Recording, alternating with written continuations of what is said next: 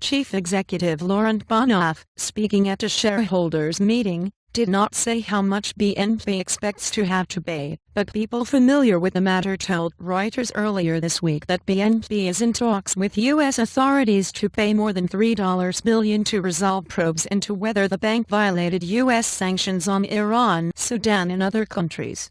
Bonnafe said the bank is doing what it can to ensure that such mistakes do not occur in the future. We have improved our control processes, he said.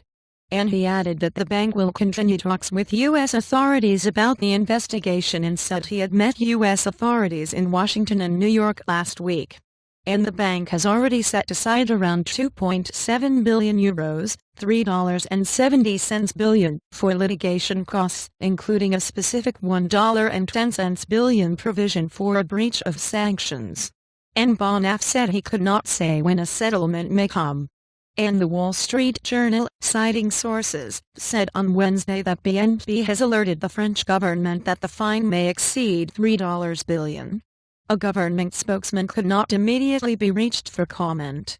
The probes are being conducted by the U.S. Justice Department, the U.S. Attorney's Office in Manhattan, the U.S. Treasury Department, the Manhattan District Attorney's Office, and the New York Department of Financial Services.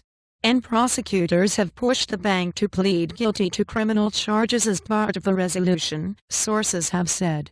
Past U.S. settlements have hit rivals such as Standard Chartered, which agreed in 2012 to pay $327 million to resolve allegations that it violated U.S. sanctions against Iran, Sudan, Burma and Libya.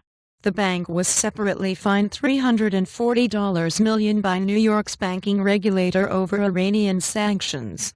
A big U.S. fine could have ramifications for BNP beyond the immediate financial impact, as the bank is targeting expansion in North America as a key plank of a new strategy to raise revenue and profits outside its traditional European markets. Earlier this year, BNP struck a confident tone on its outlook, promising a double-digit percentage rise in net earnings per share over the next 3 years and an increase in the dividend payout to 45% of earnings by 2016 from 41% in 2013.